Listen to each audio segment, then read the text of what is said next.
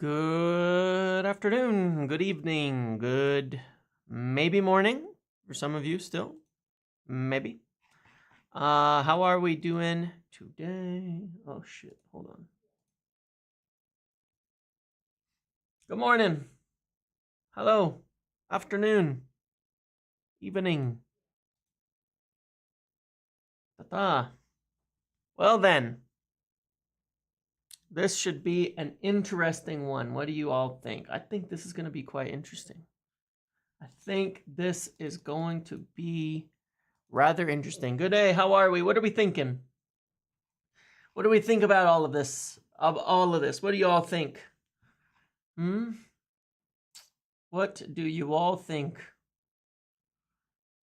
Amrabat blaming Wilk. Yeah, we'll talk about that. We'll talk about that. We'll talk about the whole story that a certain someone called nonsense and said was totally fake. And what do I know? That's now confirmed by multiple players and Ten Hag himself. We will see. We will see. Yeah, the lineup is interesting. It's not. I'm telling you right now. Guys. Listen to me. You can trust Ten Hag Ball when he says Mazraoui at the 10. He knows. I trust that guy. He's a friend of mine. I trust his information explicitly. It's always been correct. And on some pretty major things as well. And yeah, it's true, my friends. It is true. So yeah, he's played in the midfield when he was 14, I think, 16 years old, something like that. Yeah. Yeah, I mean, look, there's some logic. There's some logic here. Look, here's the I was waiting for everybody to get here. I think we'll get going. There's some logic now, but oh no, I think the plus will be activated on Amad. We'll talk about Amad. I know. Look, I get it. I get it. I know. But here, let's do it. This is the lineup, okay? I mean, this is the lineup.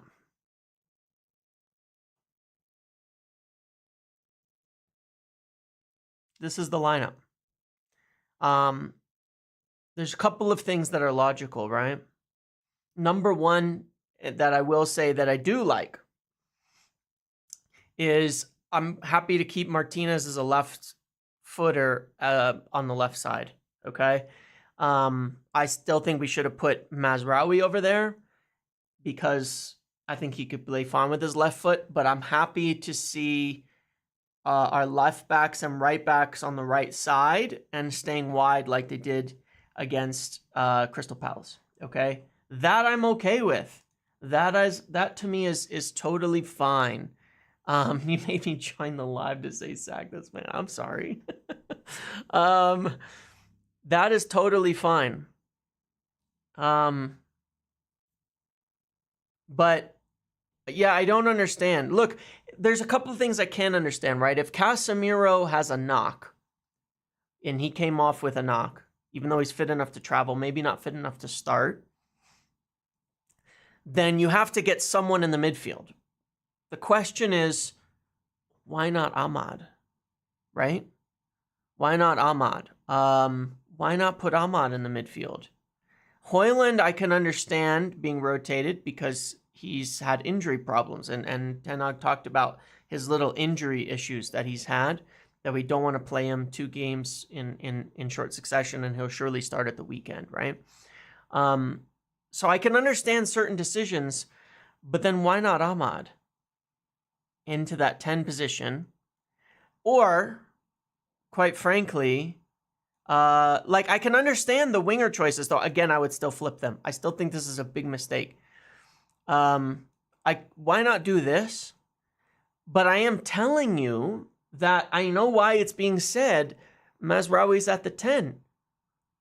because he's been playing at the 10, you know? And so it's the same setup as Ugarte for Casemiro, Eriksen where he's always playing, which is not at the 10, but behind Bruno. So it's really just the same system that we've been playing with Ugarte for Casemiro and Mazraoui for Bruno. You understand? It's the same thing we did at the weekend. The same thing we did at the weekend. But you have Lindelof coming in for Johnny Evans, Ugarte for Casemiro, and Mazraoui for Bruno, and then Xerxes for Højlund, who's not the same player. So I guess maybe it's not the same. But it is, in essence, the same system, the same setup. Yeah, so I don't know. I mean, that is what it is. That is what it is. This is the lineup, you know? What can you say? I mean, I'm okay. There's a lot of things that make sense to me. There's a lot of things that make sense to me, you know? And look, these are good players, right? I super rate Mazraoui as a player. He's very technical. He's very talented. So maybe it'll work out, right? I mean, maybe it'll work out. I still think, you know, maybe after a few minutes we'll swap them and get Mazraoui deep next to Ugarte, because this would make a lot of sense to me. A lot more sense. Yeah, this would make more sense to me, and I think then you get a better partnership for Ugarte, right? But no, look, it's not a 3-4-3. It is the same setup at the weekend with Martinez at left back.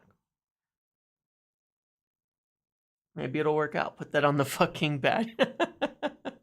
Look, it's strange, but it's... Look, the biggest strangeness is Amad, you know, and I got a feel for him because he doesn't get to play. I think he's been a good player. I think he could absolutely play at the 10 for us. Collier's injured, isn't he? He's got a knock or something, but Collier's not going to play that much. I said that at the start of the season. He's not rated like that, you know? So I wouldn't be surprised if he doesn't play at all. But yeah, this is weird, right? It is weird. I grant you that. It's weird. But yeah, like you said, put it on the shirt. Maybe it'll work. Maybe it'll work. It's because it's not a 3-4-3. You could just say that, but it isn't. People know these things because they don't just pick these teams like the morning of and say, you know what? Today we're playing a 3-4-3, by the way, and we haven't trained it all week. We haven't practiced it all week. We didn't do it in training, but we're going to pick it on the day. That's not how this works. They train these systems in the days leading up to the game.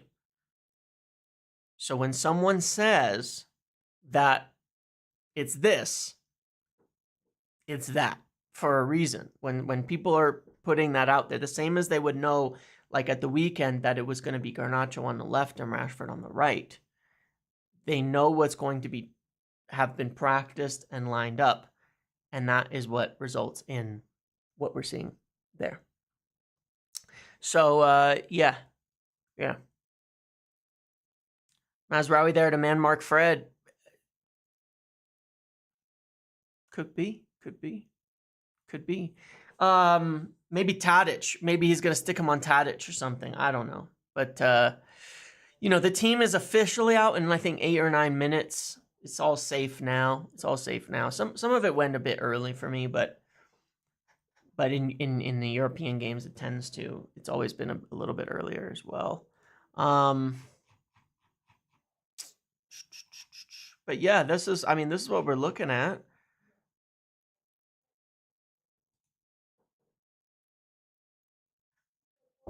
We've got good players. I mean, you know, we've got goals in the team. Look, I think we'll win. Look, I will say a positive about this. The setup is bizarre, right? But these are good players. I mean, there's a lot of good work rate in here in the middle. But yeah, I mean, look, maybe Mazraoui surprises all of us. Maybe he ends up running beyond and playing striker. Maybe. He moves out to the right often to allow Rashford to move into a central position for Xerxes to drop. Look at that. Look, galaxy brain here, right? Is that his natural instinct is going to be to move out wide. Okay, so he's going to be drifting into the wide spaces, allowing Rashford to invert here while Xerxes drops in to get Rashford into the goal-scoring positions. That's it. That's the answer.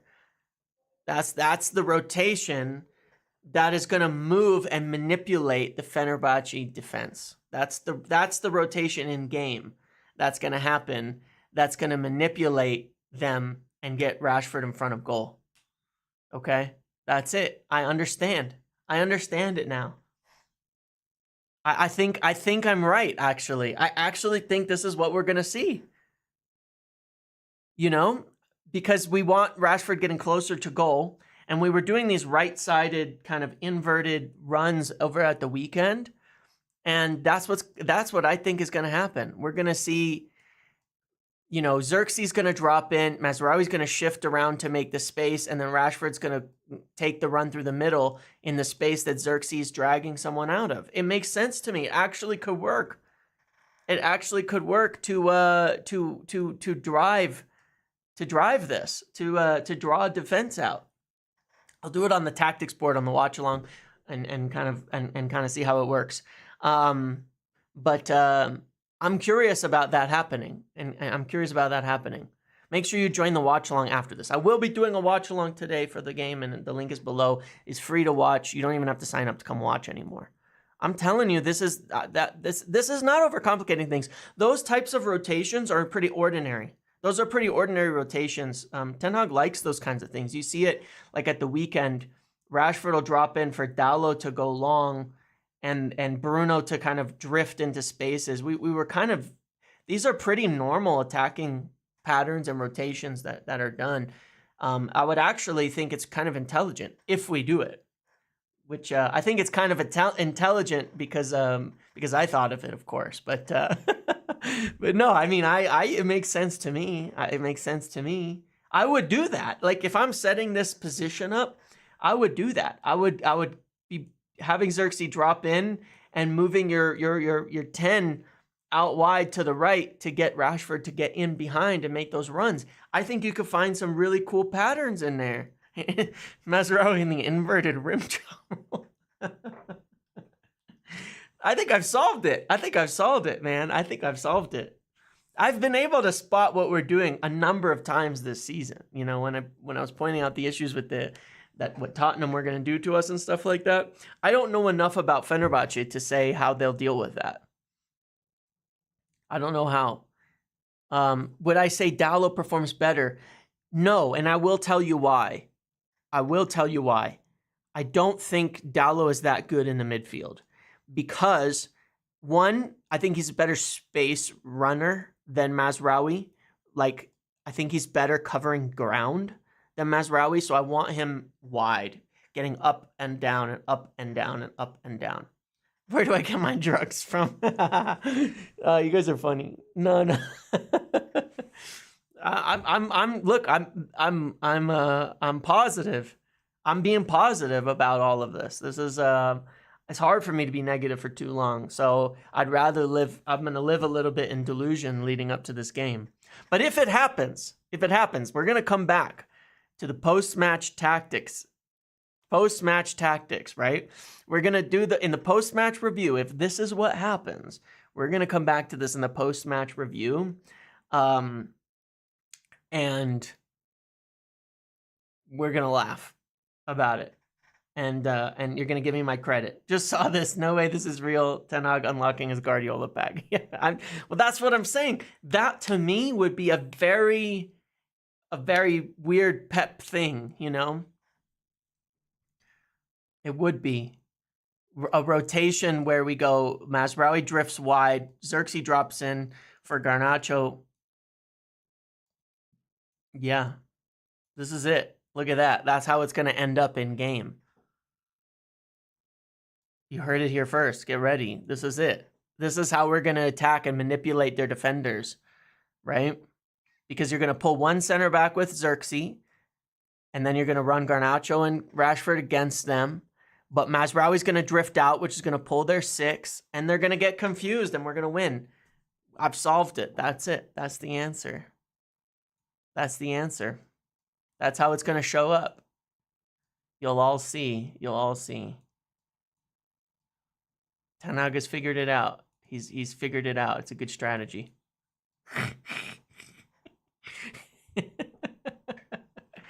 If it works, we'll do it for the next 5 games. Make it 10. Make it 10, man. Make it 10.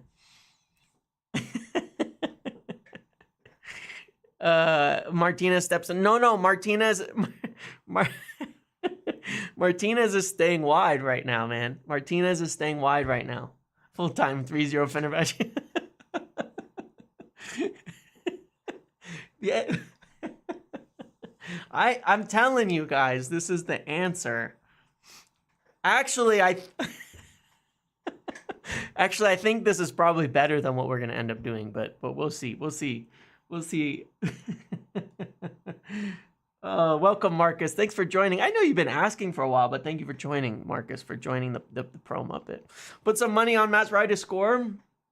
No, put some money on Rashford to score, because that's who we're going to invert in there. He needs to get Rashford going. Look, I mean, it's funny. It's funny. It is funny. Hoofball. Yeah, because obviously the other likelihood is we go long to Xerxes, who knocks it down, and we kind of just do this whole deal, right? And we don't do it, and we really don't do anything complicated. Thank you all. Thank you all. Can't trust this tactical analysis. Not enough steak. Oh, the steak. I forgot about my steak memes. Damn. I forgot.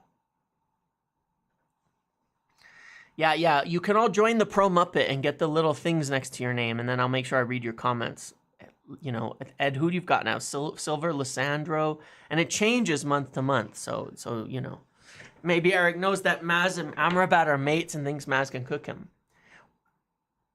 Maybe. Let's talk about that. You guys want to talk about the whole Amrabat and Mazraoui thing a little bit? Because I'd like to. I'd like to take a little bit of a victory lap on all of that. Just a wee little victory lap on all of that. All that information put out there, but also just because it's the truth, right? That's why I said it in the first place. You know, because it was the truth, and it wasn't like an agenda or anything weird like that.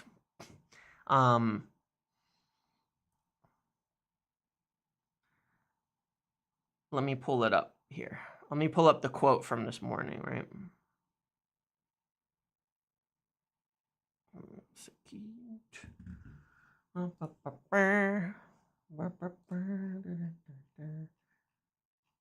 I say things because they are true. That's what I say. Whether you like it or not. He said, ask Wilcox. Yeah, here, let me pull it up, right? Make sure I'm not revealing anything. All right, so it says, I have a special relationship with Ten Hag. He wanted to keep me this summer, so I wish him the best, but not for Thursday. I hope they lose. The reasons for my departure, the only thing I want to say is that you have to ask Mr. Wilcox. Lineup is out. Okay, is it no errors, right? It should be exactly what we expect. Let's just take a look. Yeah, the official UEFA lineup has Mazraoui at number 10 as well tonight, by the way. The official one. The official one says that. And it has Rashford on the right. So, there you go. Yeah. So, yes. Amaz should be on the bench, but hopefully he'll get to play. Anyway, so, yeah, like, going back to this point here. He says that obviously his indication is that Jason Wilcox didn't want him, and he's correct. He is correct. As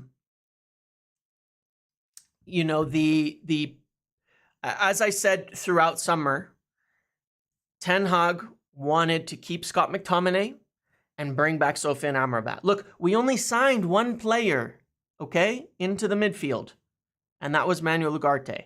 We only signed one player into the midfield. if we were bringing Amrabat back, we wouldn't have signed Manuel Ugarte. Ten Hag wanted to keep Scott McTominay and bring back Sofian Amrabat. That's what he wanted. That's where he was at. That's what he wanted to do. I shared it all summer that was the case, because when it was said by I think it was Ornstein or Lowry that somebody had doubts over Ugarte early on, okay? Early on in the summer, I went and explored it more, and I brought to you exactly the truth, word for word, name by name, which was that Jason Wilcox was a big fan of Manuel Ugarte, and he wanted to bring him in because he was looking at a very specific way of playing. And then that Jason Wilcox, and there was a dispute because Ten Hag wanted to keep McTominay and keep Amrabat. And they discussed this, and it took until the end of the season to get it done. If they'd sold Casemiro, then later on they would have brought back Ugarte, because it was a flat no on bringing Amrabat back. And I shared that back in like February, that Amrabat was done. That and I think it was later than that. It was probably April. That they said no way, they don't want to bring him back. And I shared it, and I said, look, there's people who might want to bring Amrabat back, but it is like a flat no from the management. Okay. So, that's just the reality of it, okay? That there was disputing over this. That was it. Wilcox didn't want him. Wilcox was generally running most of our recruitment this summer. And I think the important part to note on that is, so even though we signed Matthijs de Ligt and Mazraoui, who are people that Ten Hag knows, they are also rated by Ineos and by Jason Wilcox, and that's important. And you can see they're good players. So I think it's a win. I think it's a win. I think we did well this summer listening to him. So we need to see Ugarte get some more minutes. We really do, to get a chance to prove what he's doing. But yeah, I shared that. And yeah, I don't know what the reason is. Welcome, C or Sai, to the Pro Muppet. Thank you for joining, my man. Thank you. Really do appreciate that. But, I don't know why there's a certain individual who gets so offended by the fact that we have information. But the reality is that you can tell by the words of said person. Mike Henry, thank you for the donation. If you have a message to go with that, because I don't see one, then definitely read it out, because I lost it there. But, information isn't transactional. It isn't. There are two types of information. There's information that comes out because someone wants it out there. That's transactional. There's briefings, things like that.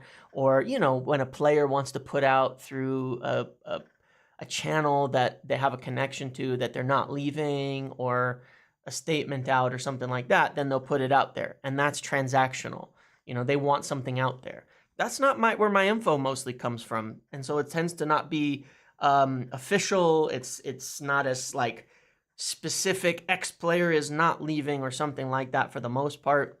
My information is organic. It's organic. It's things that I find myself from building relationships and talking to people. And a lot of times it's not that specific, because it's not the decided company line. It's the circumstances around something, which I explained in the midfield. But I also would say, you watch my video from this morning and from the other day about us rebuilding the team and potentially making midfield changes in the summer, as well as potentially in January, about Eriksen and Casemiro. It's real. That's real stuff. Thanks, James. Keep up the good work. I appreciate it. Also of note, this gives us a midfielder on the bench. True. Just because Eriksen and Casemiro are playing, if they're not here for the long term, they will move. You know what I mean? They will move him on. They will move them on if a good opportunity shows itself and they can get the type of player they want for the future, in the same way that even though Ten Hag at the end of the season was playing Scott and Amrabat, and Scott was a very important player for Ten Hag over the year, but the same way that he did that, they said, look, they're not here for the future. They're not here for what we build in the long term, so we're not going to sign them. That's going to be their view every single window. If it's not someone that they're going to build the team with, then they're open to letting them go. Fact. Doesn't matter what's happening right in that moment. We're not on a title charge. It's not like we're sitting there like trying to win a title and then you're not rebuilding the team while you're doing that. And so that's all it. So reality, the information I shared is good.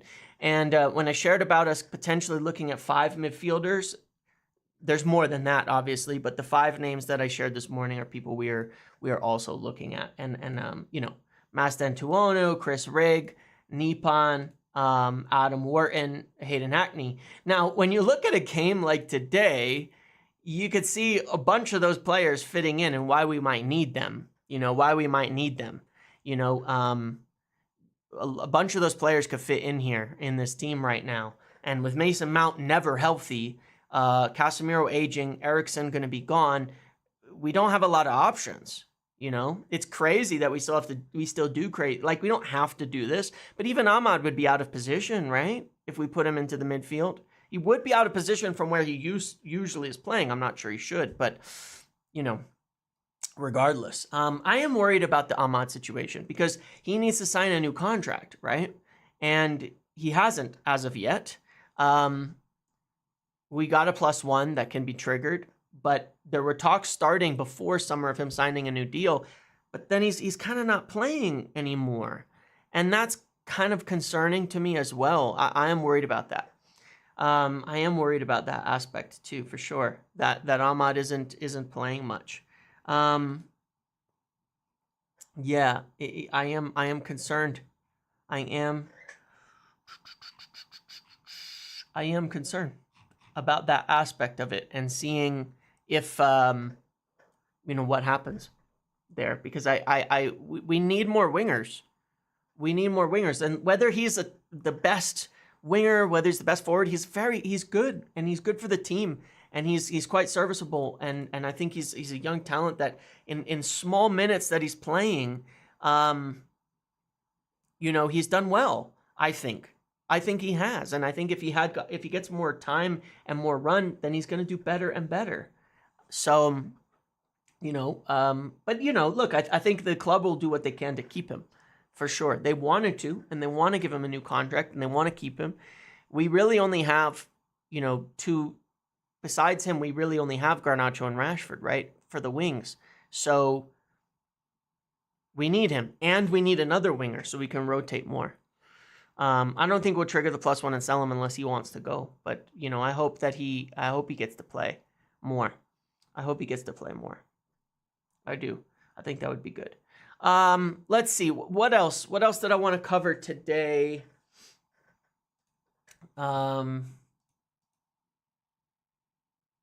Yeah, what else did I want to cover today? Let's see. Yeah, obviously we're going to be up against Fred, Amrabat, all of them.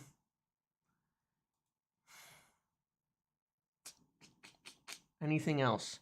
So we've covered this Mazraoui at the 10 business. We've covered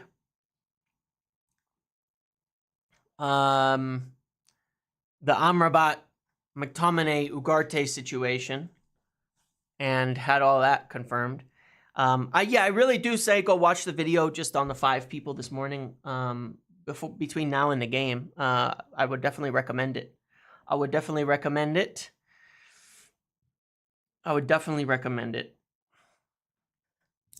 Good video, good names, and I appreciate everybody watching and following my stuff. And maybe in January we do something with that, as well as, of course, getting a left back.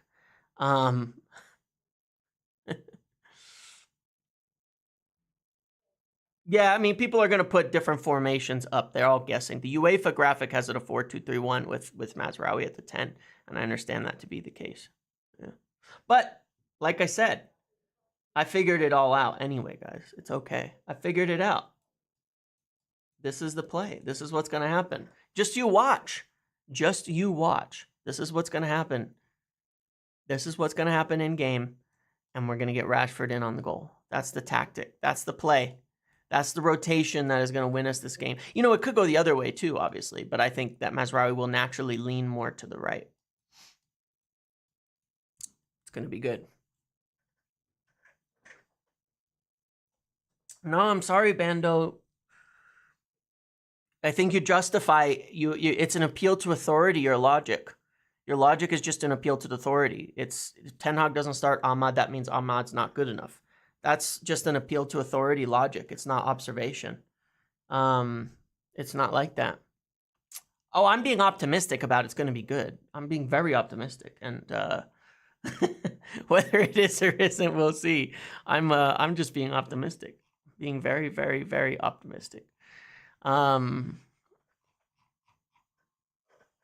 Yeah, I mean, he's already got it wrong, Bando. That's the thing. It's like people will defend it, but we're terrible. We've been terrible all year. So it's not like we've been so good that nobody can have a doubt on Ten Hag. We've been terrible. He's got it wrong almost every game this season, tactically, bar like 2.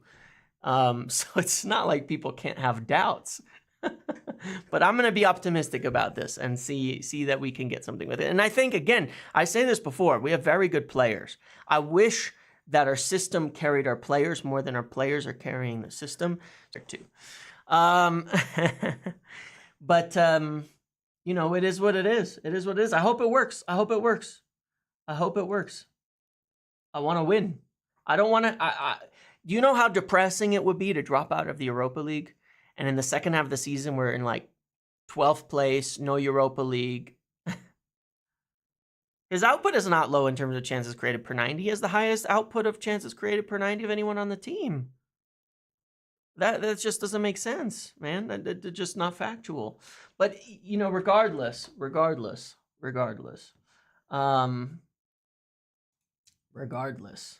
I think it is, you know, it's fine. If you don't rate him, it's okay. Everyone's allowed to have their opinions.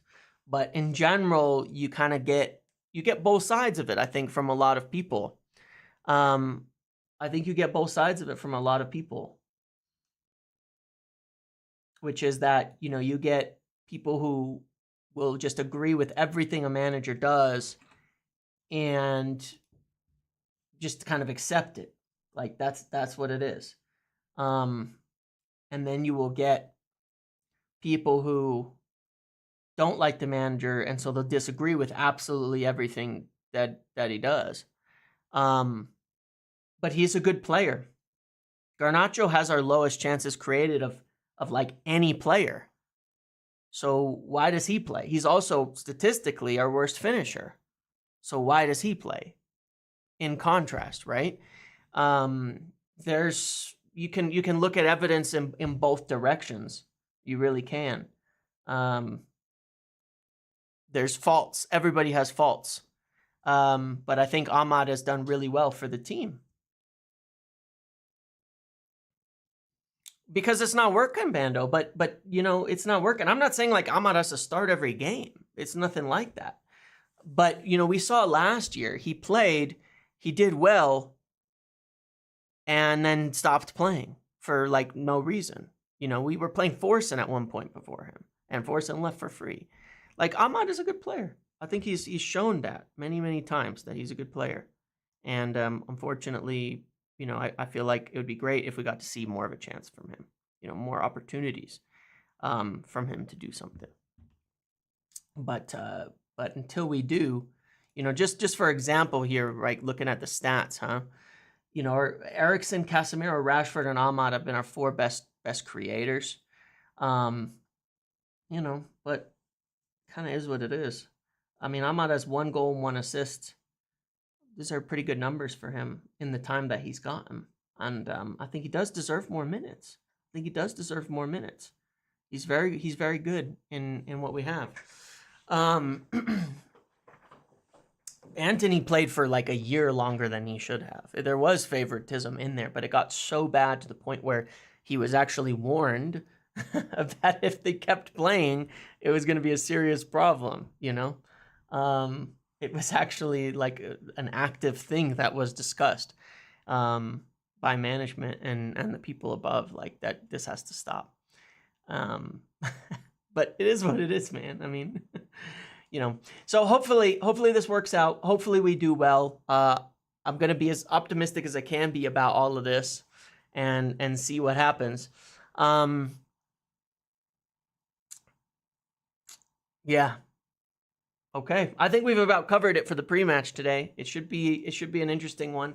I really hope we win. I mean, I really do. I want to see us progress in the Europa League. It would be really sad to not have Europa League games to watch, after New Year's as well, and hopefully there's something to play for the second half of the season, But yeah, that's it. Okay. So yeah, we've covered everything. We've covered all of that. We've covered the lineup. Let's see how it plays out in game. We've covered my tactical genius about how it's going to work. Poor Lefty DeSanto's a new team to drive crazy. Maybe on loan in January. Yeah, I mean, they've got Tadic, they've got St. Maxim. There's some danger in that Fenerbahce team for sure. Anyway, come join me on the watch along. Link is below. Come join me. I'll be there a little bit ahead of the match start to kind of play out what we were going over here on the tactics and all that and see how it works. And then we'll do the watch along. They've been a lot of fun. So, yes, come watch me there. Come hang out. It's been a blast. It's been a really good time. So I hope more people do come watch there as we get on the YouTube audience. Okay. So yeah, let's see. Thank you all for watching today. Make sure to, like the stream, the video, the live, and I will see you on the watch along or for the post match, or tomorrow we'll be doing another one in kind of a look ahead to the weekend with the vote, all of that stuff as well. Okay. Thanks for watching. See you all later. Good luck. Come on, United.